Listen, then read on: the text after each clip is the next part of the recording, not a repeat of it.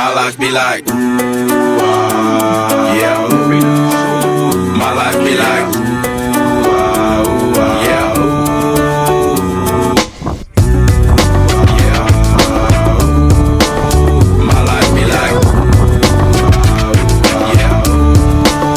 My life be like times like these that make you say, yeah. Lord, if you see me, please come my way. From Baton Rouge, Louisiana, please welcome Peter Mata.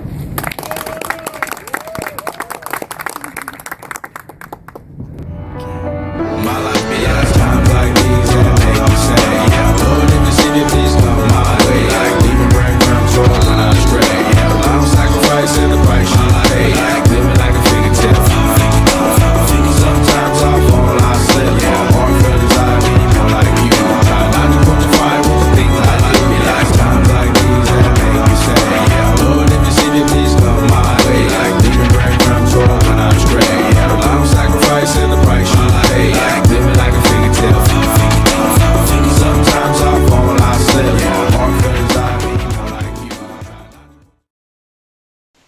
you. Welcome in, everyone. It's been a while. I'm joined with Anak Peter, as always. How you doing, Peter? I'm good. Good as always, Ryan. Good, Peter. I'm glad you're doing all right. I'm doing well, too. Welcome into the Anaks podcast. We have a new face, though. We've added an additional Anak to the playlist. This is Anak Miles. What's up, Anak? What's up, guys? How you guys doing? Good to be here. First podcast. I'm excited. So, whenever we're ready to dive into it, let's get it. Let's dive in, baby. So, yeah, today, first and foremost, I want to make sure all the viewers out there are doing well, staying safe, being healthy during this holiday season, unlike any other. But yeah, today we're going to be talking about some sporting pasts and some of the good, the bad, the funny, of kind of like what we went through growing up as athletes. And all of us, all three of us have played sports our whole life. We're kind of born and raised on the fundamentals of sports, and we have a lot of backgrounds and a lot of stories to tell. So hope you guys stick around. It's going to be a fun show. Obviously, we're easing Miles into the podcast, so please don't give him a hard time in the comment section. Give me and Peter a hard time, but not Miles, all right? But offer him a warm welcome as he is going to be joining us for podcasts down the line. So without further ado, Peter, what are we talking about today? Like you just said, we're talking about sporting past, man. Like, as you can see, my memorabilia here, I got a assortment of different things, and that doesn't even include trophies. Flexing. So yeah, this is my special room. I pulled it out for this episode. But I'm excited. I think some of the fans in the Golf Stories videos have been asking about my sporting past. And I think it's just something that can bring people together in terms of, everyone who watches these videos or watches sports, they probably just played a little sports here and there. Maybe if it's, intramurals or when they were just a kid.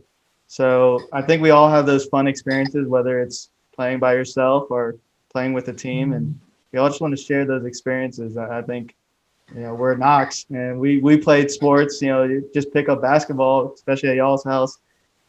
So we're competitive at, big time competitives. And I think we just have a lot of stories to share, and I'm excited to share my stories. I know y'all are too.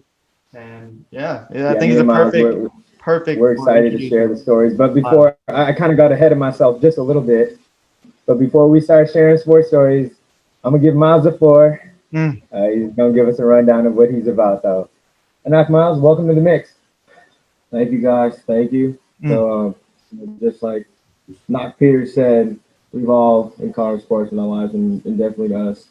I've grown up playing sports, and literally it's been part of my life since I can remember. It's the reason why I want to go to grad school, and the reason why what runs my life as well. So, for me, and I kind of went to, I think, one of the most prestigious high schools in the nation. And where'd you go? Tell him where you went. Hillside High School, baby. Oh man, out of Concord, California. So I love it. That's like basically a high school that I'm really proud of. Everyone knows that, and basically a high school that has taught me, a lot of life lessons and definitely shaped me and molded me into like who the man I am today. So a lot of life lessons. Like Peter says, sports has a lot of lessons that play into it, so that become you and shape you as a man. So yeah, I mean, any questions, and I'm following the line right here, but I like to get into it. So Let's go. yeah. Let's get this started. Again, like I said, comment section, please offer Miles a little warm welcome, a warm Anaks welcome, because all three of us, I mean, we grew up together. You know, Peter from afar, obviously, because he's all the way out in Baton Rouge, but still, whenever we got together, it's on competition wise. Whether we're playing Madden, whether we're outside breaking Uncle Jerry's ankles, you know, we outside, we're competitive. We always had the competitive juices flowing, but we all come from a little bit different backgrounds when it comes to the sports that we actually played. So I think that's why this podcast is going to be fun, because we have a lot of different insights and a lot of stories to share with all the different sports that we played. So with that being said, let's dive right in. Let's dive in, Peter. Let's dive in. Right, right. As you said in the beginning, are you even reading the title? The title of this thing is The Good, the Bad, and the Ugly. So, or excuse me, the funny. Sorry. Confusion with the movie. But so we're going to jump in terms of the good in our sporting lives. So I thought one thing that would be fun was for all three of us to go over, you know, three of your greatest sporting accomplishments. So, you know, whatever it is, it could be I got to first base on my first tee ball or whatever, or I won the game by hitting the game winner. Whatever it is, the floor is yours. Once you have that accomplishment in mind, I'll just let you explain that story. Since Miles, your first time on this podcast, we'll go ahead with you first in terms of I don't know. Do y'all want to be in order, or do y'all want? Yeah, let's start this thing off at our third. Okay. Make it a little suspenseful, and then dwindle it down to our first. So we save the best story for the good portion of it. All right. Yeah, we'll deal with that. So number 3, Miles. What's your number 3 sports accomplishment? Number 3 sports accomplishment, I think, was definitely winning the state championship. I think my senior year. That's number 3. I know I skipped my junior year right there. So I'll dive into that a little later. But I think senior year was a big accomplishment for me, because I definitely earned a lot more playing time than I got my junior year. You know, definitely was not one of the big pieces, but I definitely contributed a lot more than than I did junior year. So that was a real big accomplishment. We did grinded a lot that season. Obviously, we lost in Texas our first game. So you know, everyone was counting us out, and it was just, you know, a really big struggle mentally and physically just to get to the state championship my senior year. So I really harp on that accomplishment. You know, I'm going to for the rest of my life. So it's something that really taught me a lot mentally and physically, and was demanding. So I mean, that's something that a lot of people experience. You know, especially being at that type of school, and then you know, being in that type of caliber of a school, let alone, you know, high school. But it was really interesting, and really and taught me a lot. So I'm gonna pass it on to Ryan. We get along to my second one a little later on. So there you go. Number 3 is winning a state championship. I don't know how I'm going to follow up to that, but like I said, everyone's sports journey is their own journey. It's its own beautiful thing. So thank you for sharing that, Miles. Appreciate that. Champion right here. Where's the ring? You didn't bring the ring out. I didn't bring the ring out. You ain't flexing that hard. Maybe a little another video, but You don't want to come in too hot now. 22 now. Come on now. I wouldn't be carrying my rings around. Yeah, so number 3 for myself, it's a little bit of a weird one, because it's not necessarily a specific accomplishment, but it's something that when I reflect now, I'm like, damn, I'm really glad that I did that. And it's running cross country my first year in high school. And I've always been a runner type of guy. I've always enjoyed running, long distance, short distance, whatever the case may be. But I heard a lot about cross country going into high school, and it's like, you know, you got to run like 5-6 miles a day. You got to train 2 times a day. I mean, you're a stick. I mean, you're skinny as hell. But it's just the mental things. It's the mental grind that I had to go through back in the day. You know, we had practice at 5 a.m. 5 a.m. And we had to go run 5-6 miles, like David Goggins. Like, I don't know how in the world I had the mental capacity at 14 years old to run that much. But looking back, it taught me so much. It taught me a lot. And the races were only 2 or 3 miles. I only did it my freshman year. But man, that summer, that training camp leading into high school, it kind of set the tone for athletics all around. So looking back at it, I'm proud of it. I had some nasty PRs too. Like some of my splits on the miles were crazy. I was running like 5-minute miles. I can't do that now. I tried it today. I can't do that now for sure. My hammy's about to go if I try that. But I think it was a fun time. And looking back, I would never have said, this is definitely the most memorable at the time. But I think now, reflecting about it, I'm just like, damn, like cross country, it'll teach you some things, man. It'll teach you some things, how to battle some demons. You're running up a hill like 20 times, 20 hill repeats. Like the only thing you're competing against is yourself, and you can't stop. You can't be a bitch. So that's why I think looking back at it now, although cross country is not the most prestigious sport, it's not the sauciest sport by any stretch of the imagination. I think it teaches a lot with how to battle your own mental demons and how to push through. And it helped throughout all the other sports that I play. And I still, take that into account whenever I'm playing sports today. So that's number 3. Peter, time is now for you to show what your number 3 is. Those are some good ones to follow up. I mean, but like you said, everyone has their own personal journey. I guess mine may be a little surprising. I mean, it doesn't have anything to do with golf. It's the only one on my list that doesn't have anything to do with golf. It's actually middle school basketball, 6th grade basketball. So throughout my whole life, I pretty much made, varsity or whatever. But during that year, 6th grade basketball, I didn't make the varsity team. So I had to go to CYO, which is, I guess you could call the B team. And, frankly, it didn't even have anything to do with, my skills or anything like that. It's because the coach knew some of the kids' dads, it was political.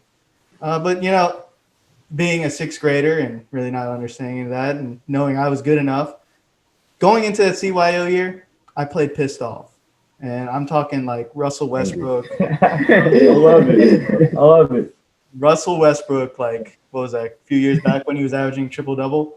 Now, I wasn't averaging triple-double, but it was the first time in my whole career where, and I think, the only time really, where I was the star player and we actually won. So I've been the star player on baseball teams or soccer teams, and we've sucked before. But this is the first time, like, I was the star player and we actually got it done. So it took a few games to get us some rhythm, but, I was the point guard. I played pretty much every minute of the game. We only had 8 players. And I'll get to a good story on that in a bit. But it was just such a great experience. And, I ended up making the team, the 2 years after that or whatever. But that year I had the most fun because, it's such a prideful thing to be able to be the star player and you actually winning. And, we have a small team, but, everyone's so close. It's like a family. And, that game I'm talking about is so one time we had this game where we only had 5 players going into the game because a couple players didn't show up. One had, I don't know, just like conduct or something like that. And so throughout the whole game, we played with 5 players. And towards the end of the game, one of the players fouled out. And so I honestly thought if you're playing with – I thought you were just disqualified. If you can't play with 5 players, I thought, the team was done. You just – you forfeit that game. But apparently you can play with 4 players. and so this was like the last 3 minutes of the game. And it was going back and forth and back and forth. And I end up stealing the ball with like less than 30 seconds to go. It's a tie game. And I go down the court. I get fouled. But I end up making 2 free throws, perfect swishes. And we end up stop on the other side. And I just remember, that moment so greatly is because all of my teammates came over and just hugged me, and they were just, they really saw to me as a leader, and that's just an awesome feeling. And some of the parents even were like, our school is called St. Thomas More, short STM, and they're like, STM never beats that team, and so just to feel that love and actually accomplish something. It's 6th grade basketball, but that's an awesome. It's an awesome experience that hell, I'll tell my grandchildren about. So that's number 3 for me. I think we got some more to go. shoot. I mean, if that's just We got a long way to go, but yeah, that's dope. I mean, don't matter what age you're at. I mean, those memories stick for a lifetime, and you still remember, I bet, how you feel or how you felt during that moment, Peter. So that's why those are the things that stick. Those are the things that stick. Sixth grade or 2019 NBA Finals. Don't matter what the stage is. It's just you got it done. You got it done. straight out the womb. I love it. I love it. That's what we all lived for as a kid. I like how we all played sports, and even going back to us all playing basketball together as kids. I can tell we were all competitive and getting sweaty before Thanksgiving dinner. It's nothing. I can always remember that. It's something I can always stick back on. But as you carry on, I can always flip from state championship and whatever. But I think number 2 is gonna have to go through middle school as well. I think that was actually probably 5th grade. I think 5th grade I came. This is still when MapQuest was a thing, and my parents didn't have any sense of, I don't know, I'm not gonna say any sense of direction, but we couldn't find the gym. And matter of fact, we were at the actual school, but the gym was all the way in the back. And they thought it was somewhere else. Some hobo came up and told them it was at another school. So of course that happened. But anyways, got in the gym finally. It's 30 seconds left on the clock. I get subbed in. We're down one. It's a still IO game. We're down probably. It's probably 19-20 after grind out affair. You feel come me? in, I get the pass in the wing, pump fake. I still remember this, and wide open layup, and that sealed the game. And I missed all 3 quarters, and I came in, and I scored a bucket to seal the deal. Straight out the parking lot. Did you hit the silencer on him? I mean, I didn't really see the silencer before then, but that's a moment I always remember. That's my Kobe moment. Actually, I'm gonna say my LeBron moment. Yeah, everyone knows. Well, everyone knows I'm a diehard Bron fan, so we'll talk about that a little later. But yeah, man, that's a moment I remember as a kid, and that's probably a moment that I'm always gonna remember because how young I was. But anybody that can miss 3 quarters and come in and steal a little deal, memorable. Memorable. Clutch time. Baby clutch. Pass it to Anak Ryan. And let us see. Start number 2. You're coming in hot with those 2 bangers right there. No warm up though. No warm up. You went straight in the game. Yeah. Superman arrived. Man, Uncle Robert was probably jumping up and down. Man. But I still would have been mad that you missed damn near the whole game because of directions. MapQuest isn't a thing right now. Yeah. Little kids out there, they don't even know what MapQuest is. They really don't know. I barely know.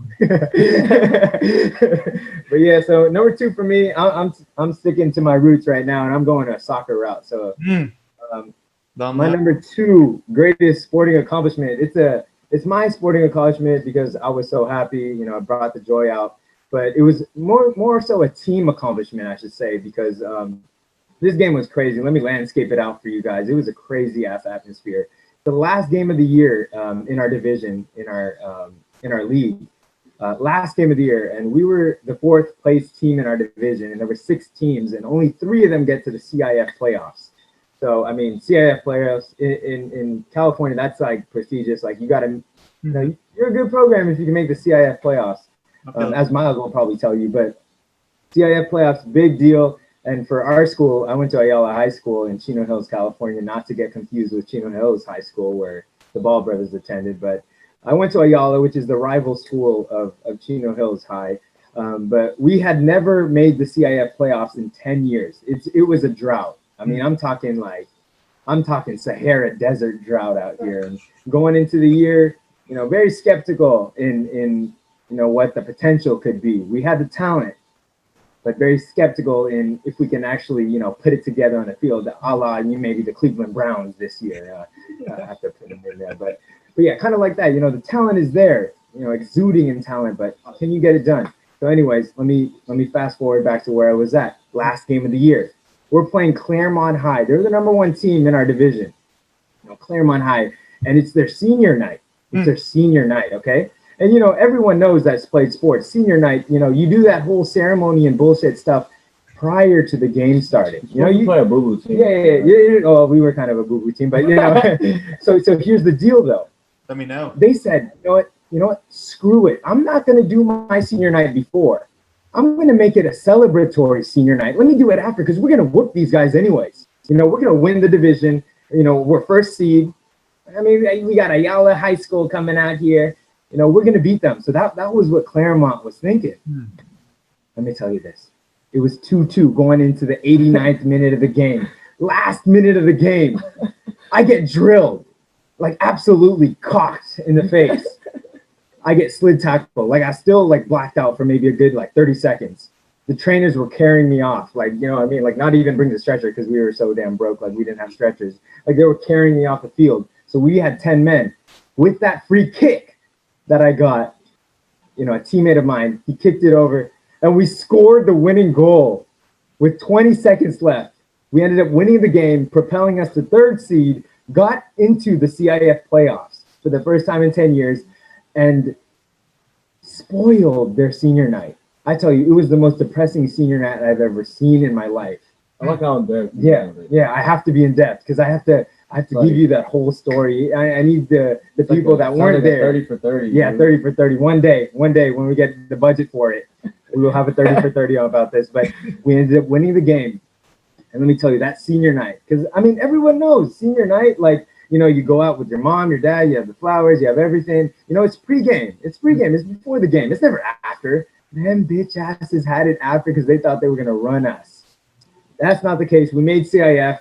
We played Mater Dei in the first round of CIF. We got whopped. We lost 3-0 on our own turf. But hey, I'll tell you what, that whole entire thing, that's definitely something that I look back and I'm like, man, I'm happy. I mean, good vibes and just a storyline for, as Miles just mentioned, a 30 for 30 storyline, you know. I love it. So that's my number 2, though. That's my number 2. That's not number 1, but that's number 2. But that's kind of similarly, I was going to put that because we have a segment later about some funny stories, but it was hilarious watching their senior night. And I mean, it was just so depressing because they didn't end up even winning the league because they were first seed. The second place team, the Damien Spartans, they ended up hopping over them and they won the league that year. But it was just fun to play spoiler. But yeah, good times. Peter, I've held the mic a little bit too long as I normally do, but I'm gonna pass it on to you, Peter, for number 2 for your end.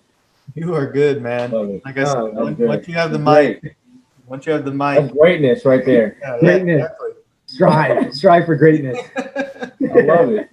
I just need to really just go in depth on this, how Yeah, you came in on it. You gotta like, you know what I mean? Like, give you credit for that. you gotta All the way. you gotta let us know because think about it. And Peter will go in depth. Sorry to hold you a little bit longer. Go for it, man. When we're going in depth on these stories, keep in mind, none of us have been there. None of us were there.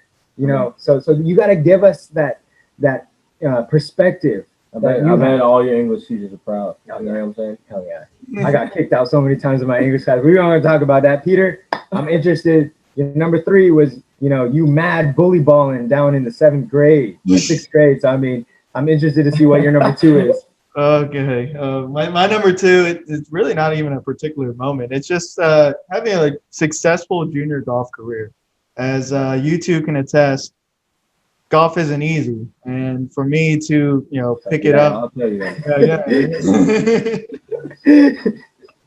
But hey, that's what makes it fun, is the challenge. But to pick it up and honestly win my first tournament, I mean, granted, I shot like 47 or something, and I was like a 9-year-old. But, you know, to win my first tournament and, you know, just have in general, a successful golfing career is, you know, that's nothing to shake, and something I definitely, I mean, hell, it was almost like a career at some point. You know, I was playing, you know, 15 to 20 tournaments each summer. And, you know, to come out on, you know, I'd say on the positive end, I got multiple wins, you know, double-digit wins, whether it be 9 holes, 18 holes, or 36 holes. I mean, in total, I think I counted like 16 wins. So, Damn. Not to mention the little, you know, high school matches that you have. You know, those are just almost like throwaway things. But, you know, yeah, I mean, I'm very proud of the fact that I got not only to play golf as a young kid, but to also have, you know, great success with it. And, you know, meet so many great people. I think that was just the, I guess, moral of the story, so to speak, is to, meet so many people. Like y'all can probably attest with the sports that y'all play, soccer, basketball, football, whatever it is. I mean, the people that you meet, I'm about to go play with a buddy from middle school who I haven't talked to in a while, but we talked about golf or anything like that. So A lot of connections in sports. yeah, exactly. The connections and network that you build just from playing the sports has been incredible. And yeah, the wins are nice. I never really got a chance to hit like a game-winning putt with like everyone watching, but definitely during the matches with friends and everything like that. To when there's like money on the line or just sheer pride to drill a 30-footer. And for me, I'm a big Tiger Woods fan, so to emulate Tiger Woods, I'll throw my hat on the ground. Like that was my favorite celebration. Every time I drain one, I'll throw my hat onto the ground and Miles and I can't do that. look Yeah. my friends right in the eye. It's all the passion. It's all about the passion. That's it, man. That's the beauty of it. That's the beauty of sports as a whole, right? It's that different, energy level that it gets out of us. Right, that competitive spirit. I mean, hell, it could like juices. one time it was just a chipping competition for like $10, but just to have your friends there and just throw the hat right in their face and you look at them like, Angry. So that's Angry. my number 2. Solid number 2. I mean, me and Miles, we've watched your golf career from afar. Obviously, we wish we could have been there, but Baton Rouge ain't a 20-minute It's not drive. close. It's not a close way, but right away. But definitely, like the talk around the family. I mean, the golf prodigy himself, Peter Mata, Anak Peter. We just wish you hope and share some of the tips to us because we've been out in the greens. Actually, we haven't been in the greens. We go golfing, but we're ending up in the rough. I mean, we're ending up in old granny's house, putting away. But yeah, that's for next time. Definitely a lot of windows. Rome wasn't built today. I mean, I'm not putting up my number 1. I can probably flip, the state championship to number 1. But if I want to go, in depth and just have fun with it and say my number 1, I think it's just getting through the first 2 years at Dale South. I mean, I was playing football and basketball, and it was just, dude, it was hard for a 14, 15-year-old to wake up at 4 o'clock in the morning because we live probably an hour away from the school with traffic. So I mean, just getting up every morning for 6 a.m. practice was definitely an accomplishment that I'm proud of myself of sticking to the season. Anyway, so that was definitely a big accomplishment for me. That mental toughness, I think, definitely plays on me till today. It's definitely the reason why I always, push myself to do more. So I mean, it's, as well as I think JV and then going on to JV year, I think was the hardest on me mentally and physically. I know varsity is always supposed to be, a step up, step above. But JV year, I mean, dude, that was like some Goggins stuff, as we call it. Yeah. That was like Marine boot camp. Yeah. They definitely want to test you to see Hell week. how, if you really want it. But it also played a factor. Delsaw really like wanted to make sure that you actually stuck with the program and everything. They really wanted to break you in, and they have to do that at a young age. So, yeah, my first accomplishment I think is just getting through those first 2 years at Dalestown, not even trying to transfer. Just pushing through it and see what I can get out of it, rather than just be a bitch and try to leave or try to like if it gets hard then give up. So it really taught me a lot on how to stay positive and really just carry on. So Yes, yeah. sir. Yes, I don't sir. know Feel That's that. beautiful. And you know what? As I kind of reflected on Miles's 3, 2, 1, it's something that stood out to me was I think I like how you ordered it. I like it. Don't flip it. I like it. I mean, you can flip it because it's your list, but Yeah. I wouldn't flip it. And here's why. I'll say this. Number 1 is the journey. Number that. 3 is the destination. But No, number 1 is the journey. And what do we say, right? It's all about the the journey. process. It's the process, And that's why I like how Miles picked number 1 as the actual like foundations. That was the actual foundation that was built. And that's why it made number 3 so satisfying, is because he knew what it had to take. And it took those first few years at De La Salle. There's a lot of pressure, I bet, going to a high school with an name brand like De La Salle. So that's why, as I look back, I'm like, damn, you know what? That's good. I like how awards and trophies. I mean, they mean a lot. Don't get me wrong, but it's the grind. It's the process that we go through that makes it, when we reflect back, so memorable. And that's where we earn our bread. That's where we earn our bread. So I appreciate you sharing the three of your top accomplishments in your sports career. I know that. I mean, we can have a top 30 or top 50. I mean, I don't want to, toot my own horn or toot our own horn, but I mean, we've had so many stories that we could share. But dwindling it down to 3 is not easy. Dwindling it down to 3, filtering it down to 3 is not easy. So yeah, so let me get into number 1. Number 2 is like my story one. So number 1's a little bit more straightforward, but I'll start by saying this. I was a big boy. I was a big boy going into my senior year. For everyone that knows me, junior year, it was a time that it was a lull period, I like to say, just due to the fact that I had a concussion. I was dealing with some injuries my junior year. And, I've always had a eating habit, per se. I've always enjoyed me some Taco Bell. I've always enjoyed me some fast food, a couple dozen donuts. I've always enjoyed that. But obviously, it balanced out with the amount of activity that I was always in. But come my junior year, dealing with some injuries, me getting my driver's license, at my disposal as any fast food restaurant. So I gained a little bit of weight. I didn't like that. I didn't like that at all. So going into my senior year, I was just like, this is my senior year. Let me get myself into some shape here. And I wasn't in the shape that I would have liked to been. Reflecting back at it now, I wish I was in the best shape, because that's my senior year. But I was in better shape than I was in junior year. Junior year, I was a little pudgy. Me and Miles, we're going to show this picture right here, but, we boxed at your house, Peter. We boxed at your house. I looked like I was one ding dong away from Jabba the Hutt. And Miles, he was still, he hadn't had his growth spurt yet, but, it looked like a heavyweight bout. It looked like a 1992 heavyweight bout. And so that's why I was like, you know what? I can't be, soccer player like this. It's just not gonna happen. It's not gonna happen. So it's not physically possible. I was gassed at every sprint that I would do. So that's why come senior year, I had to make it, known that, I'm serious. I'm taking this thing seriously. So with that being said, my number 1 is that I was able to get first team all CIF in my division. My senior year, I was able to put myself into shape.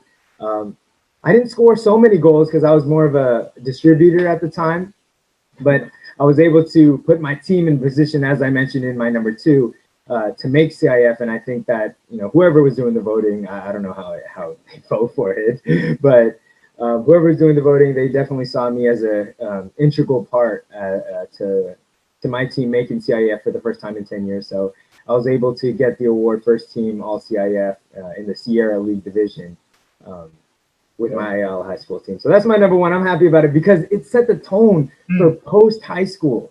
And it was like, no more are the days where I'm spending $30 to $40 at Taco Bell.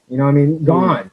Maybe I'll spend 10, 15, but no, I'm not getting, burritos, $4 boxes, all that stuff. Those days are behind me. I think that was a shift. And I think that going into my senior year, I was like, you know what, I'm going to make the change. And it goes out to everyone out there, too. You can make the change. It starts today.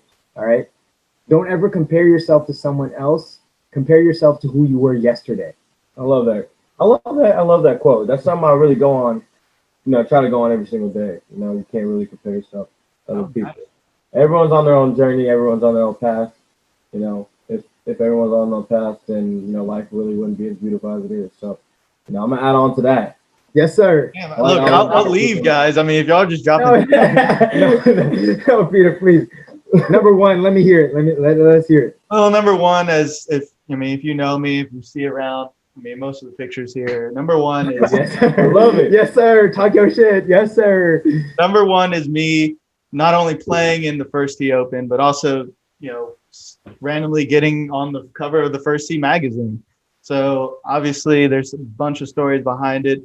So basically the First Tee Open that happens every year, and essentially they pick one kid, not per chapter, but 81 kids around the country. And I was just lucky enough my senior year. I just, threw my name in that. I've told the story a billion times. Threw my name in the hat. I didn't think anything of it. And I was like, if I get in, great. If not, I mean, whatever. And, news came back to me like, hey, you got in. I was like, oh, shit. Awesome. What now? So, obviously I made all my preparations, told, people I'm going to be there and whatnot. And the whole process was just amazing. So, you either have the choice of staying in the hotel with other participants or you get a host family. So I chose the host family.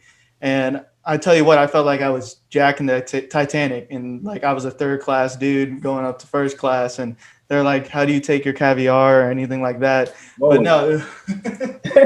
We're talking ballers over here. Okay.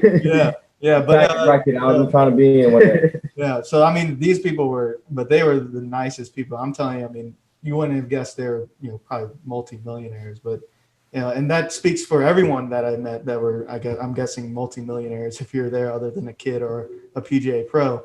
So, yeah, I mean, that was just one part of it. I mean, their house was a whole mansion and their backyard was a park, and it was right near Pebble Beach, which is absolutely iconic. And so the tournament itself was, you get paired with a senior PGA Tour pro. So a guy who's, played on the PGA Tour and has transitioned to his basically, the big three now for basketball. So, you get to play with the senior pro who's probably won on the PGA Tour. I got paired with Steve Lowry. I don't know if y'all can see him, but he's back there. Oh, we see him. The pairings are random. Yeah, he's wearing a Dallas Cowboy thing. I don't know. I don't know how they did the pairings, but I think he has the same birthday as me, maybe. I don't know. But, yeah, I got paired with him, 3-time PGA Tour winner. Shout out to him if he ever watches this. But, he played amazing. Just to see up front. I go to watch, PGA Tour tournaments, all the time. I'm a big fan. But, to see up front and see, like, every hole, just how consistent they are. They don't miss. And comparing to my game, which I feel is pretty good, it's still like a whole nother level. But still, I was there for whole another level. Whole nother level. I'm telling you, like maybe even 2 levels. I'm not putting myself down. It's that damn good. But going to the week in terms of play, I just wanted to enjoy my time at Pebble Beach. But I was hoping for one highlight to get on TV at least, whatever it is, and I did get that. Check it out, Peter Mata. Chip in on YouTube, and you'll find it. Show it. We'll probably show it here as I'm talking. So that, I mean, life was complete after that. I mean, I got the chip in. I saw that was on TV, and I enjoyed my time there. But I got this one little extra ingredient here that came with that tournament.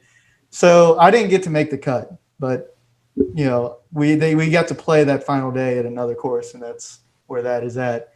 And essentially what happened, the story behind that is the photographer is going around as we're playing, and he's taking pictures or just whatever, it's per group. They're just, taking group pictures.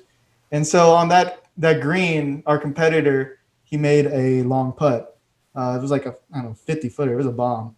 And to tie him, I made like a 40-footer right on top of him. And the photographer just happened to be there, and I just pointed at him as that picture looks like. And I was like, did you get what you wanted? And he's like, yes.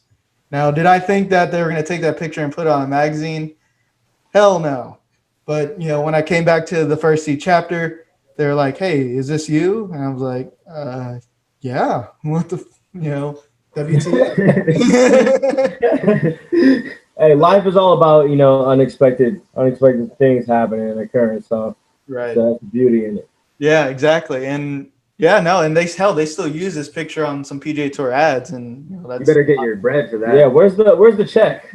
I do get that a lot, but apparently I think you sign something before you go there saying that they can use your images for whatever. So, money or not, that's priceless right there. Exactly. That's priceless. So and like you said, you didn't make the cut. Who cares? You didn't make the cut. It's the experiences that you had along the way. Mm-hmm. Man, it must have been some feeling that you got sinking that 40-footer, man. Something else. It was an amazing moment, man. I talk about it in job interviews.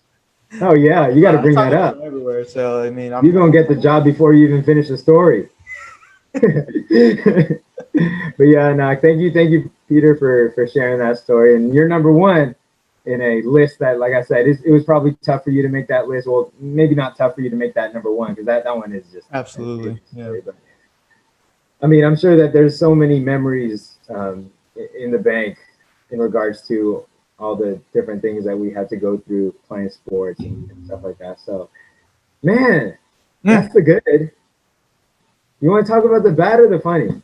We can just, story time around. We don't need to do a list or anything. We can just kind of go down and just have a nice little fireside chat, if you will. And we'll go funny first. We'll end with bad. We'll go funny. Okay. Any funny stories y'all have to share? I mean, keep it G rated for the audience. G rated. I've got a few quick ones. Quickie. We all like a good quickie. So in that 6th grade basketball year, that 6th grade basketball year, a couple quick ones. One was during practice.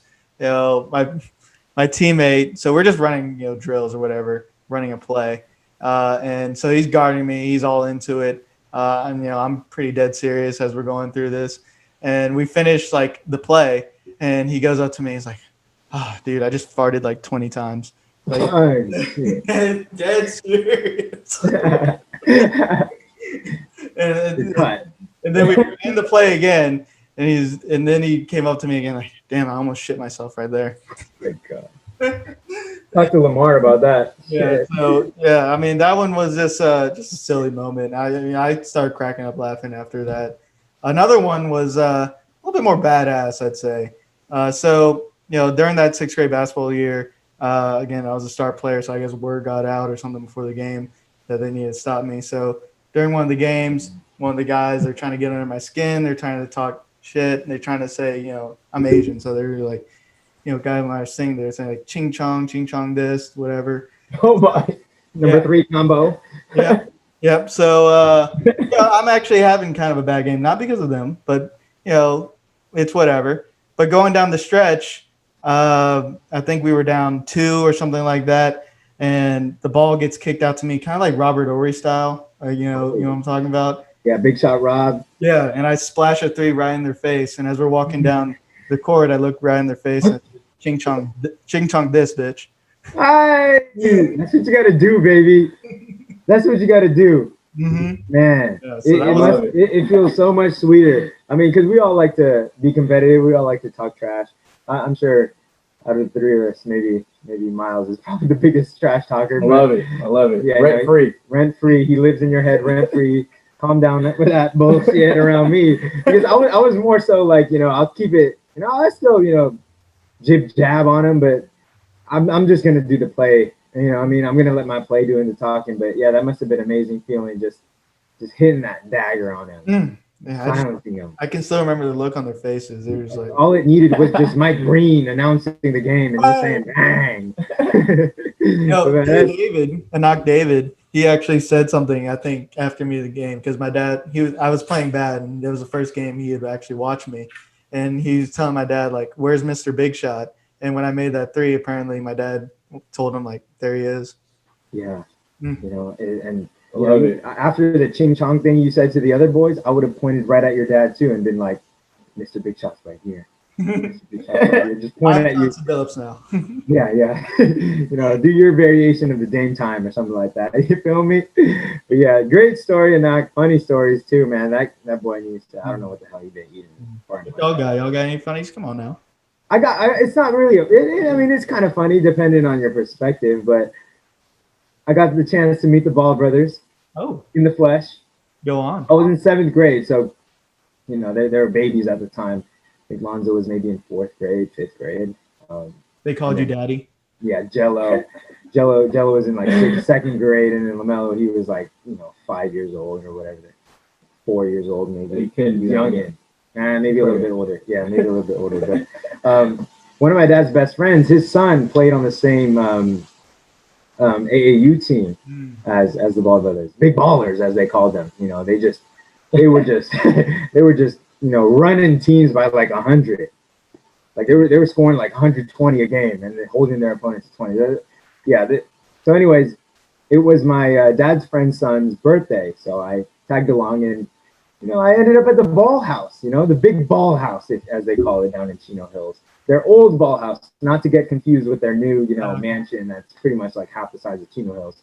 But their old ball house, I'm talking the one with the pull-up bar on the side. You can see it from the street. They have a nice little small, humble basketball court in the back. But I recall. funny story is that I got the chance to play Lonzo one-on-one. One-on-one. I'm a 7th grader. I had my LeBrons on. I think they were the Soldier 2s or 3s. I forget. But I had my LeBrons on. He was like, nice LeBrons. I said, yeah, I'm about to shit on you right now. And we went one-on-one, and I beat Lonzo Ball one-on-one. Keep in mind, I'm taller than him because he's like in 3rd grade or whatever the case or whatever it was. But I beat him one-on-one, and you got LeVar right there watching the whole game. Just, I don't know what he was saying at the time, but he was the same LeVar that I recall, back in the day, just talking a bunch of who knows what. But, we ended up driving to the park too after that, and it was him, and it was my dad's best friend there, and then his son, and then the Ball brothers. We were all there. My friend's dad turns back, and he's like, you guys need to know, or you guys need to have something that you guys want to do in your life. If it's not basketball, it's not basketball. But look at Ryan here. He's a soccer star. That's what he said to me. And I'm like, yeah. Little did I know, I'm sitting in a car with 3 future NBA players. But that's something that stuck, because I was like, you know what? Yeah, like I am. So that gave me some confidence to just like to jab that in there. But it was something small. But yeah, I got to be in a car with 3 future NBA players. Jello was just let go by the Pistons, even though he didn't get to play a minute. But LaMelo and Lonzo, they're having their own, as you know, Peter, as a Pelicans fan. I mean, he's still getting into form, if you will. And then LaMelo, we'll see how he goes. But that was a fun little like reflection back on the childhood story where hometown kid. That's Chino Hills, California for you. But yeah, man, that's it for me. I mean, I have so many funny stories, but like I said, if I'm keeping this G-rated, hey man, let it rip. I got another one that I'll let it rip. Miles, you guys that's cracking me up, man. That's cracking me up. But I mean, I have a lot of funny stories too. I mean, especially going to all boys high school. I can relate. I'm gonna keep it G-rated too, and for legal reasons. But you're gonna have to talk to my lawyer first. But I think one of the funniest story, not the funniest, but one of the funniest stories I think is probably freshman year basketball. It's the kids that aren't going pro or whatever, but you're just starting off your first high school career. This guy, his name is Eric, not really a basketball player, really uncoordinated. I'm not shouting him out there. Love you, Eric, whatever. But this man, he really did not give a damn. He didn't. And I'm saying this because he would come into every practice, I swear, with a pack of sour Skittles and a Diet Coke before practice. And it just amazed me because he really is built different. Because, he would actually, practice and everything, he'd be fine. But I've never seen someone, sip, a fucking soda. Yeah. Before practice. As he's done a sip of soda right now. But, good sponsorship right there. But, that was just a man that really I was just like, whoa. Like, it just amazed me. Different. It's just actual different. Yeah. And then another, doesn't really have to do with me playing sports. It's a really good story, too. Actually, one of my boys, I was in Santa Barbara, and I was playing at the junior college over there, and he happened to be from Cleveland. And that was really thing, and everybody knows me. My dad's from Cleveland. So, I really grew up, just always like that in my ear, and really that as my roots. So, apparently he has like a suite over there that wanted to take me for like the finals. That's a once in a lifetime opportunity. So I took it. Took my $55 Spirit flight there and back. Strapped on the hood of the plane. Surprised we made it there safe. They didn't even do the seatbelt introduction. No. So that's good luck. Probably something that I should bring up with the legal team. Mm-hmm. Anyway, so we get there and man, like there's just like Lamborghinis and G-Wagons that are parked in front, and it's really like I knew the suite was that bougie, but there's like Odell Beckham pulls up in like like the brown Yeah, yeah. or like the orange the Lambo before he even played on the Browns. So I guess Some he foreshadowing. manifested that. Yeah. But anyways, I see Scottie Pippen walking. I'm in the lobby. I see Scottie Pippen walking. I ask him for a picture, and I guess Stephen A. Smith sees like the interaction happen, and Scottie Pippen like just brushes me off. He's like, "No, like not today." Like just brushed me off like a weirdo. Kind of hurt my heart. Shout out Larsa Pippen though. Sidekick. Little kinky. But anyways, Stephen A. Smith sees the interaction. He sees me not get rejected for a picture. So he asked me if I wanted a picture. And of course, it's Stephen A. Smith, the GOAT himself for, talking on the mic and everything. And, of course, him on ESPN. But I don't know how he smelled this or whatever, but he said, you've been drinking all night, boy. And I'm like, whoa, what? Did Stephen A. Smith just accuse me for like just being drunk? I'm not gonna say yes or no, but I did get a little loose.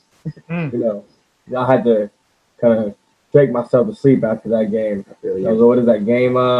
Game 3, KD hit the shot on LeBron, Pull up, basically and seal the deal. Pull up. So yes, I've been drinking all night. He smells it, takes a picture with him, and that was just a crazy story. I just was with two almost GOATs in the sports world in a matter of 10 seconds. That was just a crazy and funny story that I have to share. I will add more, but that's you got it. Emoji right now. That was good, man. That was a good one. Yeah, Stephen A. Huh? Can't beat that. Stephen A. The GOAT. He's the GOAT. Scottie Pippen. I mean, I don't know why. I don't really. He was being Not a big Scottie fan anymore. Yeah, no. I don't know what's wrong with that whole team. Are they like, assholes or something? Yeah, they are. They I don't understand it. The Last Dance. Scotty knew. Oh man, Peter. Anything else? I've got one more story. It's kind of, I don't know, gross, I guess. Let it rip. Let it rip. I'll Let it rip like a teammate. So, yeah, it was on a golf course. I'm not going to name the golf course because I'd like to go back. I like that. You get a PR. Yeah, how old was I? I was probably just like 10 years old or something. And I just had the biggest urge to take a number deuce, and there was no toilets around. And as you do, you find a bush to take a Good old Reggie. Yeah, take a turd. You know how mad I would be if my ball ended up there?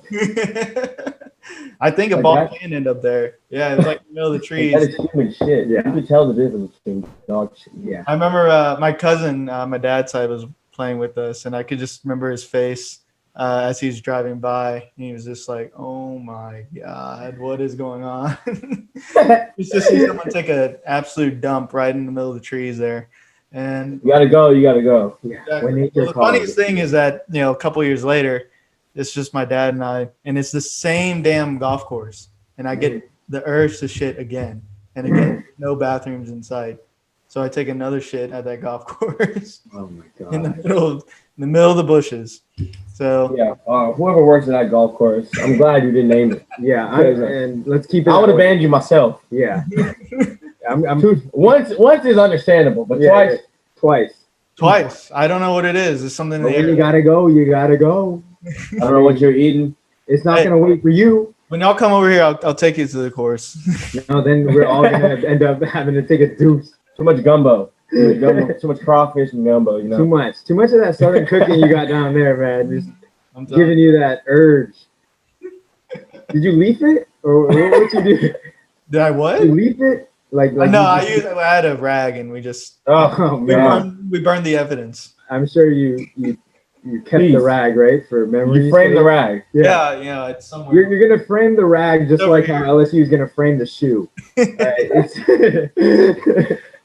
Oh man, that's a many story. I don't think I would ever shit on a golf course. I mean, you're good. So like, if someone sees you, they'd be like, what the hell are you doing? You'd be like, all right, let's see what you really got, and you'll kill him in golf. I mean, us, like, we can't back up our top. Mhm. But I'm glad that you were able to shit in peace. Yeah. I'm sure you felt great after that. There was no peace about it. I felt shameful. I still feel shameful to this. I'm just glad you didn't have any like visitors from like your local squirrel Yeah, that's or true. something like I'm that. actually very impressed on how Yeah. you did that. Yeah, you executed that. I mean, it was quick in and out. I mean, I had to go. Okay. So you know how that goes. Like you weren't sitting. It was like it was a prairie dog. It was like, Oh, boom, boom, out. yeah, Hit a little, little chocolate chip cookie. little chocolate chip on Mrs. Fields action. All right, I feel you. Oh man, well that's some funny ass stories, and I'm sure we have a lot more to share. We'll keep it moving. We'll keep it moving. I want to kind of get to know, or I'll add something. Let me add something. I'm gonna stray away from the outline. Did y'all have any like? What I just wanted to get to know like your guys' pregame rituals. Like, did you guys have any like thing that you had in common? Like, you needed to do this before a game, or you needed to do this to get yourself prepared. I want to know. Miles, I'll start with you. What you got? Like, big game coming up, night before, day of. Walk me through it. Walk me through it. Oh, man. I don't know. We all have our little weird pregame rituals, but I don't know why I always had to eat. It doesn't matter where. It doesn't matter what game it was. It was a big game or, a game that didn't really matter. I always had to go to, like, Halo's Hawaiian to eat, and I had to get the same order every time. 2 Spam Musubis with a Loco Moco. Mama. I had to get that before every game, and I don't know why. It didn't, mess my stomach up. I was gonna say like game, but I just had to get that order, and I also, what's another? I had to take a shot of C4. Oh, non-alcohol. All right. Non-alcohol. All right, I was about to call your legal team. But just to get the heart boosting a little bit, Just a little boosting. So I mean, that's my pregame ritual. How early are we talking when it comes to you eating? Are we talking like This is like, probably like 2.5 hours before the game, because okay, that's JV solid. game is like I probably did it during the JV game. So, Okay. and then there's still probably like a hour before our game actually started. So that's something I had to do before every game. It doesn't matter what. I would have probably went crazy if I didn't get that little ritual in. But I always listen to music by myself. I don't like to be talked to. Focus. But yeah, those are probably like 3 Right on. rituals that I can remember. I know I probably had a little more weird ones, but pass it on to Ryan and just see if he has any. Yeah, I had a few too. I mean, eating definitely. I was the opposite. Like, I hated the feeling of having anything in my stomach when I was playing. So like, I would like not starve myself, but I would definitely refrain from having a big meal before the game. But what I did eat, it was a Hostess apple pie. A Hostess apple pie. I'm talking about those ones that they have a weird wrapping around it. It's like a paper wrapping around it. Right. Look it up, or we'll post it here so you guys can see. It's a Hostess apple pie. It was mainly when I was younger, like when I was a kid. But even as my dad, like we had to go to the nearest 7-Eleven to pick it up, like before my games, just so I can just have a little snack. Just, sugar, I love my donuts. I love my sweets. I love my Gotta lay off. cookies. What are those 6 miles for? I feel that, but I mean, it's just a pregame ritual is a pregame ritual, whether it's superstition or not. I always had the best games when I had that specific apple pie, and it became a trend. So stuck with it. But aside from food related items, I would need to have something holding my shin guards up. Back in the day, it was just tape, right? We had to tape up, the bottom layer of your sock so the shin guard just sits perfectly right above that area. Because otherwise, if you don't have those shin guard like guards, if you will, it's gonna sink down all the way to your ankle, and it's not fun playing soccer like that. So I always had to have those up, that's for sure. And oddly enough, whenever I had the chance of wearing anything long sleeve, I would wear it. Unless it's like, because SoCal, it's like baked 100 degrees in the summer, so Right. obviously I'm not gonna wear a long sleeve in that environment. But any other time, I need to have a long sleeve on. I play better with long sleeve. So there's just some weird stuff going on. But music wise, I mean, I'm hitting pretty much. Back in the day, it was before kind of like all these new artists are on the scene. But back in the day, it was a lot of Young Jeezy. It was a lot of Lil Wayne. Just some real just Southern rap. Just got me going. It got that dog in me. So, and then once in a while, I'll hit like a Mozart vibe just to kind of calm it down too. Especially if it's a big game. Yeah. So it's like I'll hit Put On for my city, and then followed by some Beethoven or something like that. So, I mean, it's a mix, but it kind of gets me prepared for the flow of the game because things aren't going to be perfect 100% of the time. It's going to be choppy. So it's just you battling through it. So you got to get used to some uncomfortabilities. Like, what the hell's happening? Nah, like stay focused. Stay focused at the time at hand. Yeah, Peter. Any? Let me get to hear some of your rituals or some of your pregame or pre-golf festivities that you like to get yourself in. Man, they say it's unlucky to be superstitious. Hmm. But no, I mean, I don't think I really have anything that's like pregame. I do know I don't really listen to music, which is weird enough. Not that I try to avoid music, but I don't really. I try to be completely calm. Hell, when I was a kid, I used to do my homework in the car on my way there. Just to find extra time to do it. Different breed. Exactly. Wow. And That's yeah, I mean that's crazy. let's think anything to keep me calm before golf, or hell, even basketball or anything. I think that's my thing. Just keep the nerves calm. I will say I once, mean, it is golf. You don't want to yeah, be too hyped up. mindful and everything like that. Yeah, but I think one thing in golf is important is just to have the same routine in terms of each swing you make. Just to take a couple practice swings or anything like that, and just have a set routine. I always made sure I did that.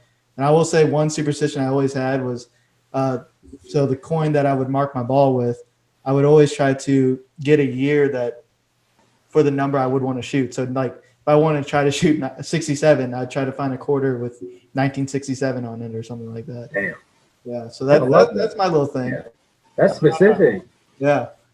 I saw that in a magazine. So Gotta get Which magazine was it? golf. Shout them out. It was the first team magazine. I saw Oh wow. I was gonna say they're not on our payroll yet.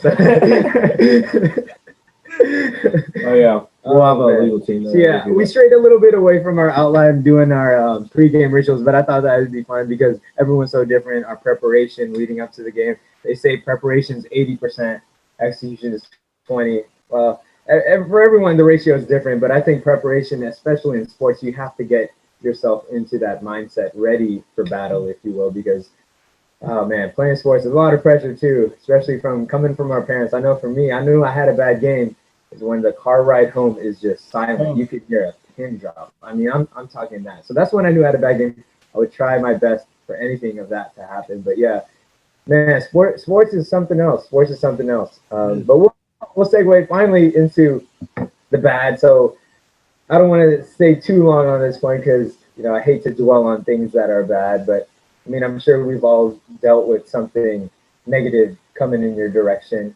So I'd like to hear, Miles, anything negative? like, or let's see, do you have any sporting regrets? What's something that you regret? Wow. Definitely. When I hear regret in sports, I for sure go back to that Texas game, our senior year. Had my chance to show what I can do. I did not have bad of a game, but I did miss a couple of tackles that lead to touchdowns, and we lost by 4. So that's definitely a regret that always sticks in the back of my head. It's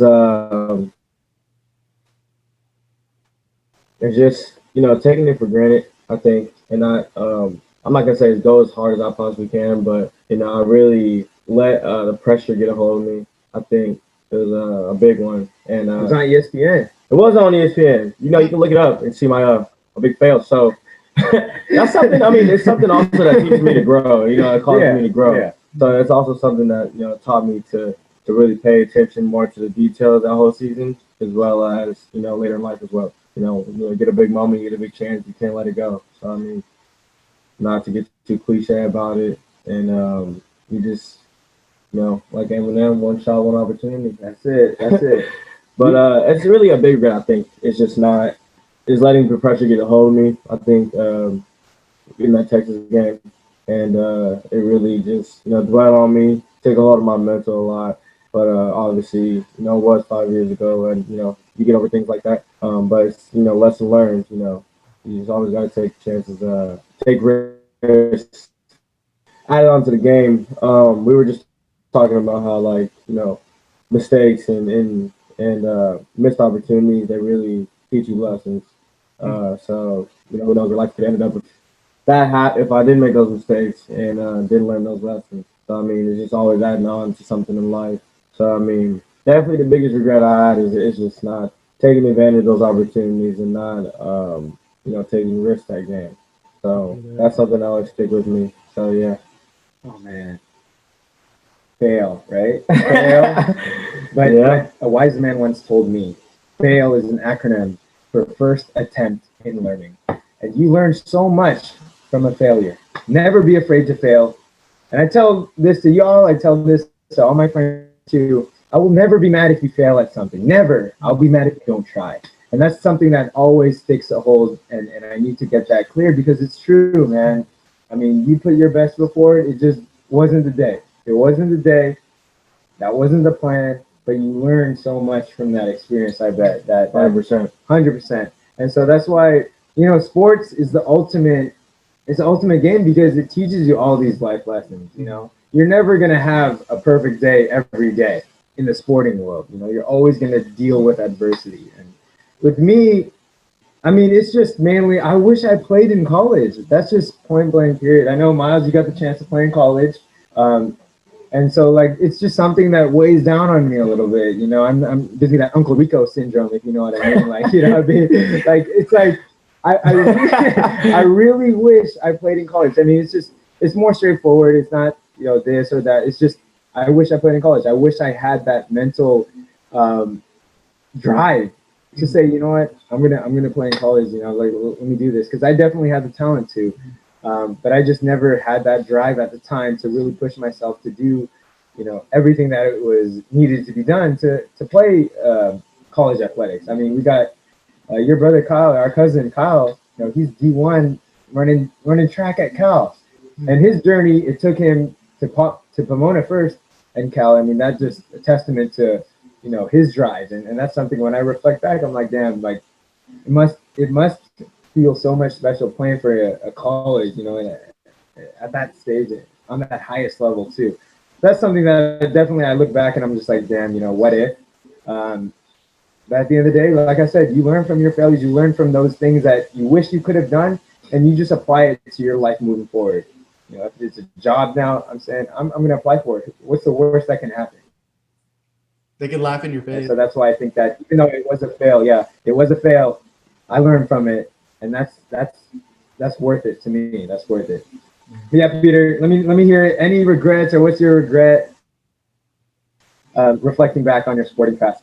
Yeah, I definitely feel where you're both coming from. I think it's kind of combined in that, I do kind of regret not being able to chance to play college golf, but it wasn't for a lack of trying. I mean, I gave everything I got. I practiced hard. I did everything I could do. And it's really kind of like you were saying, Miles, under the pressure, I didn't deliver when I needed to. A lot of it's, doing it at the right time, with the right eyeballs on.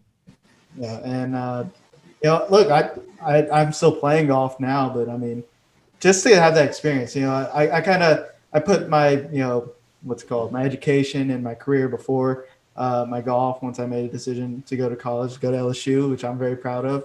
But, there was options to go to like a community college. Like we were talking about Kyle going to Pomona first. But I think my drive wasn't there at the time to go for it. And I kind of wanted to go in a different direction. But yeah, I think it would have just been cool to Got a little crap ball here. to play college, be a college athlete, just to see the experience. I'll also say one other experience is that our high school golf team was pretty unreal talent-wise. So for us not to win a state championship with that roster, I think that was a pretty big regret. I mean, there's nothing I could really do other than play better, but with all that talent, we should have gotten at least one. But those are my two things, pretty similar to what y'all were talking about. But you live and you learn, and I love it. I mean, I love those regrets, and all wouldn't be sports. You always have regrets. Yeah, we all wouldn't be who we are without those experiences. I love it. Exactly. You guys put it right. I mean, the whole time. I mean, we all have, like I was saying, we all have a regret to sports. That's the ups and downs. Even the greatest players ever have their biggest regrets, their biggest fails. And also, you guys talked about playing in college. I mean, playing in college, I mean, it's not easy, especially just taking all that wear and tear and managing your social life and, if your drive for it, as you said. Mhm. For me, it was just, I think I just didn't really apply myself that much in college because I just did so much in high school and, it just took so much out of me. And like once I had that opportunity, because we didn't really lift as much in college as we did in at Dillside or in high school, and it was just of course that prestigious program I was in, and it really taught me a lot. But it's kind of like it's kind of weird, you don't really like do as much in college as you did in high school, and once you got that leeway to slack off, you Mhm. take it, and that's something that I regret too. Mhm. But if I did end up pushing myself and trying to play in college, and I wouldn't have met the people that I do, now going to Chico and stuff. So everything happens for a reason, I think. Mhm. And even though you regret it, you just gotta learn from it. And you're gonna have a lot of regrets going through in life. A lot of ups and downs and a lot of mistakes. So you just gotta keep pushing and always try to do best. So that's my little Tony Dungy speech. But yeah, so that's over. All right. Love it. Love it. Thank you, Tony. Thank you, Coach. Of course. I got a question. When, But when did yeah, y'all so know, when did y'all know it was? I guess you wouldn't be pro because I think we all had aspirations to yeah. at least. I mean, you're as a kid, you think, oh man, I got the talent, and we do have really good talent. When did Yeah. y'all know that probably wouldn't be able to make pro? You know what? I see a lot of people ask me, basketball or soccer because they know I'm dual athlete in that sense. Mm-hmm. I would rather go pro in the NBA. Obviously, check is. I mean, you saw what Giannis got paid today. My goodness, but I mean, I never got to the height, so it was kind of like by default, if you will. Like I never got to a height where it would be anywhere near, NBA level. So that was kind of out the window. And then with soccer, I mean, it's so tough. It's so tough. I mean, aspirations are always going to be there to go Mm-hmm. pro, but I think you get to an age and you're just like, for me, it was probably like early years of high school where I'm just like, I'm not going to make the pros. Like it's just point blank period. But I'm doing this for the life lessons that I'm going to learn along the way and just the fun out of it. I mean, it was just so much fun with your boys. You're just collectively as a team seeing how far you can go. I mean, pro is obviously everyone's long shot goal, if you will. And for very few, it becomes a reality. But I think for me, if I were to become pro, I would definitely choose basketball. Just because, I mean, come on now, the lifestyle is just pure sauce and money. Mm-hmm. I mean, come on. But yeah, and soccer in the U.S. I mean, no one even knew, and I bet you guys didn't even know the MLS Cup final was this weekend. Like no one knew. I mean, this is a Super Bowl of soccer in the U.S. and no one gave a rat's ass. Not one sheep. Yeah. Like people would rather not even yeah. Like people would rather watch Jacksonville Jaguars versus the Tennessee Titans than watch. I mean, that's just America for you. So that's why for me it was just kind of like, oh man, if I don't make it pro in soccer, I mean, it is what it is. But yeah, definitely when I look back, it's like for me the pros was I wish I could have played in college for sure. Mm-hmm. But what about you, Miles? When did you know you weren't going to be a starting DB for the Cleveland Browns? Man, really humbling experience. It was probably middle, probably middle of my varsity year. I mean, that's really took it to myself. I really wasn't playing as much, but I really took a step down and said if I can't make it to the league or whatever, it's people really don't understand how hard it is to really make it in any sport. Golf, soccer, basketball, football. Those are like those are top athletes in the world, and I'm not downplaying my talents or what I can do, but it really takes really strong individual and a really determined individual to do that. And I know, not that I didn't have the mental drive, but I just didn't want it as much as they did. Probably the body type would have helped out as well. Sitting at 5'9", 185, I'm not running the 4'3" or 4'4", so you had to humble myself. I really wanted to try to like play for free in college, really wanted to do that for my education. So tried to do that, and that didn't work out. But I'm trying to get in sports management now, so Nice. that really ties into my last topic of everything happens for a reason. Certain things that don't work out, it's for a reason. So yeah, I think my middle of my varsity year is my varsity season. Hmm. Both of those, I kind of figured out, it's not gonna work out, man. It's just not. It's physically, mentally, but yeah. So add to you, Peter. So Yeah. when you weren't going pro, you Yeah. were right beside Tiger. But as Ryan was saying, like, I mean, the drive is always the one to go pro. Hell, I still think, if I had the money and time, I could go pro. But, it came down to like summer before senior year. I continue to play a lot of golf tournaments, but, just not many eyeballs on you and everything like that. And I'm not playing, what I'm supposed to be at to be a college athlete. And yeah, and I kind of figured like, oh, it's probably not going to happen. But it didn't really dawn onto me until like probably a year after, like my 1 year into college, where I was actually working at a golf course, and so I had access to the range and the course for for free basically. So I kind of worked on my game through that, and I was like outside the structure of high school and everything like that, maybe I could make something happen. And I remember actually coming back from vacation in California, and I was about to play a tournament, and I just remember like I don't know what it was, but like the drive just wasn't there anymore. And I was just like, look, I don't know what I'm doing out here. I want to put more energy in something else, whether it be education, career, or just Great point. the college Great life. point. Yeah, and just kind of move away from golf, competitive golf at least. Still play it recreationally, but kind of right then and there, I don't know what it was, but it was an epiphany. It was like, I'm probably not going to make it. And as you said, Miles, it is a humbling experience because I mean, all three of us have been there where we're working hard since middle school to go try to make these dreams happen. And once you realize it's not going to happen, it's tough. I mean, you're kind of at a loss of your identity, and essentially, like any other athlete that retires from their sport. So yeah, I think that was pretty much it. And our last little segment, you just said that if you don't, if you realize something, not going to work out, you just put your energy into something else and really try to go hard at that. But I mean, we all thought we were going to go pro as kids. I mean, that's just the dream. Everyone thinks that. But it also, like I said, is a humbling experience because you get to, do something else that, God probably put you on this earth to do. Mm-hmm. So, not everyone's going to be the next LeBron or, Michael or Tiger, or Messi. Ronaldo, maybe. Or Ronaldo. But, I mean, if you could just take the lessons you learn in sports and then just take it and go through life with it, then I think you can go a long way, I think everybody should really harp on sports, and that's honestly something that we all do, and it's something that I want to do for the rest of my life, regardless if it's on and off the field. But yeah, so Right on, right Here, on. here. Well said. All right, y'all. Closing statements, Peter.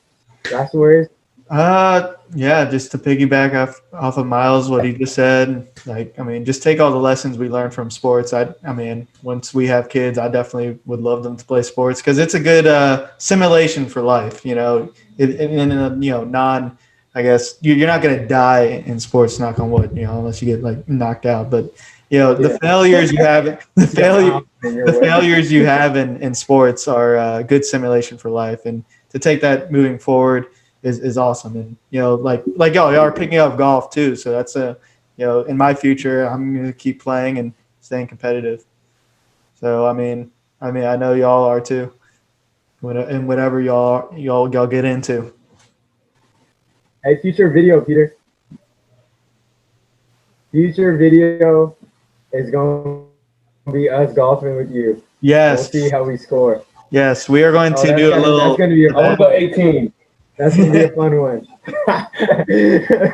That's going to be a fun one. I got to get my swing right. Send me a couple videos to look at. Yeah, I got to get everything right. Anyway, Romans and Bill, we'll get everything in order. Don't worry about that. Once you'll come, once we hang and we play, I'll get y'all in order.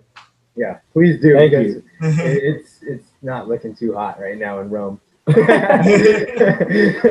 Behind schedule. We're a little bit behind. We had to give Julius Caesar a call. But no, like yeah, I'm really glad that we had this talk because, like I said, all of us have different sporting backgrounds. But whenever we got together, we were either hooping together, we're playing any sport, but we always got the competitive juices flowing. When we have story time next time, we'll get some insight on Uncle Jerry, who is notorious for playing with us. Sports, like come on now, don't get it twisted. Sports, playing sports with us. but No one was thinking that. He collected a very substantial debt with all of the wagering he did with us back in the day. But yeah, I have to speak on my legal team in regards to how much I can say about that. But we used to play all the time. Any type of gathering we had, it was always, we're out on the court, sweated up, eating Thanksgiving dinner. It's good times. It's good times, and moving forward, it's always going to be the case. Every time we link up, it's always going to be a sporting event going on, something competitive that we're doing. Whether, like we said, it's golf or whether we're playing a nice little turkey bowl game or basketball, soccer. Always going to do that. We're always going, and it's going to be fun when we have kids too, and we get them involved. So it's fun, and this will stick with us for the rest of our lives. The lessons we've learned, the memories we had playing sports throughout the years. Yeah. Any last statements, Miles, from you?